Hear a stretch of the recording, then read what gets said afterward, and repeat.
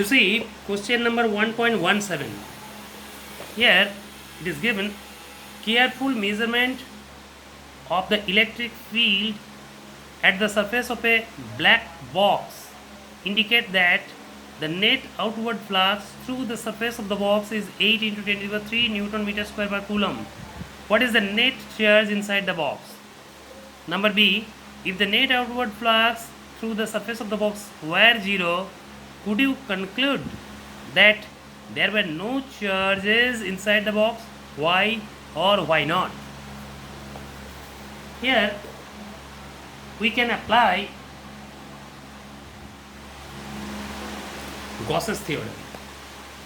According to the Gauss's theorem, we can write, according to the Gauss's theorem,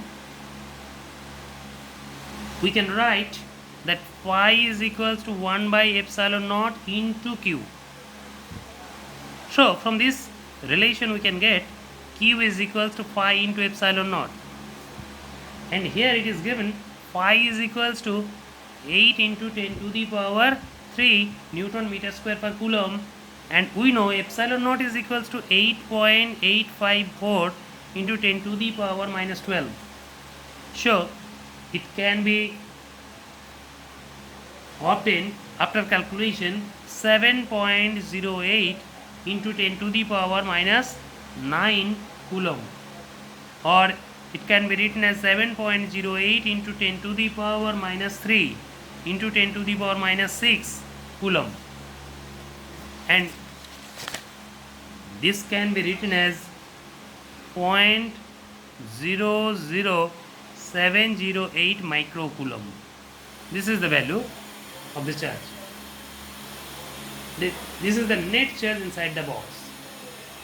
Now let us come to the next portion of the problem. Problem number B. If the net outward flux through the surface of the box were 0, could you conclude that there were no charge inside the box? Why or why not? No.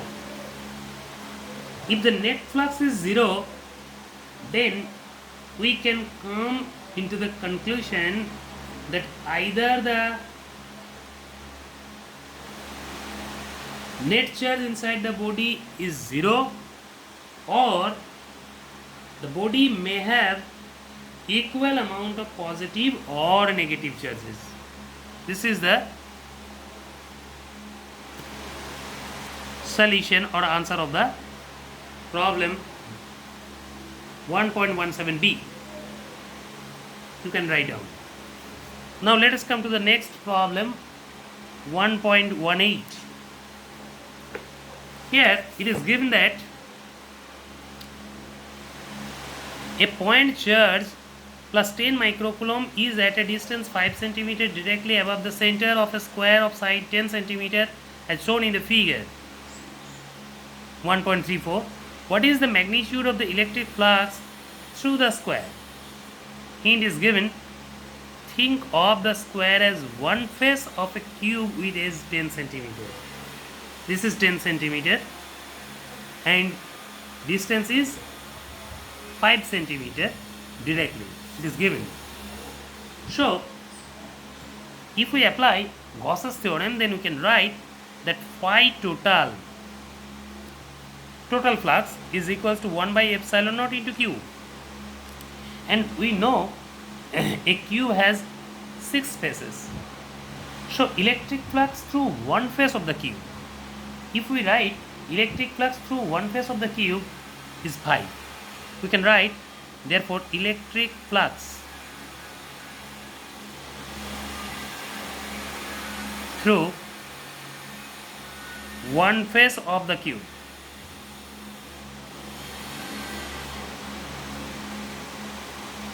is phi is equals to 1 by 6 into 1 by epsilon naught into q, and this can be written as 1 by 6 into charge. Charge is how much? It is given that the charge is 10 microcoulomb. So 10 microcoulomb means 10 into 10 to the power minus 6 coulomb divided by epsilon naught, that is 8.854 into 10 to the power minus 12, and it can be obtained after solution 1.88 into 10 to the power 5 Newton meter square coulomb to the power minus 1, which is the unit of flux. Now let us come to the next problem.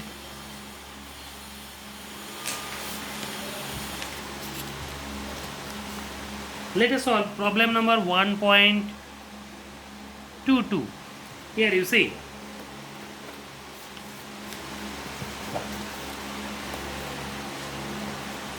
problem number 1.22, it is given a uniformly charged conducting sphere of 2.4 meter diameter has a surface charge density 80 microcoulomb per meter square. Find the charge on the sphere. Number A. Number B. What is the total electric flux leaving the surface of the sphere? Here we know the charge density. Charge density sigma. Sigma is equals to, we know, Q by A. And here Q by A means how much? 4 pi r square. Q by 4 pi r square. So from this relation we can write as sigma is equals to Q by 4 pi r square. So Q is equals to sigma into 4 pi r square. So here sigma is given, this is 80 into 10 to the power minus 6, because in your problem it is given that sigma is equals to 80 microcoulomb per meter square. So in coulomb per meter square it will be 80 into 10 to the minus 6 into 4 into pi means 3.14 into r. R is equals to 2.4 by 2, diameter by 2, that is 1.2 per square. Now here you see 80 into 10 to the power minus 6 into 4 into 3.14 into 1.2 per square. Now if we solve, then it will be obtained 1.447 into 10 to the power minus 3 coulomb. This is the value of charge. This is the solution of the portion A. Next, portion B. What is the total electric flux leaving the surface of the sphere? Here phi total. Total electric flux, phi total, this is equals to 1 by epsilon naught into Q according to the Coulomb's theorem, according to the Gauss's theorem, sorry.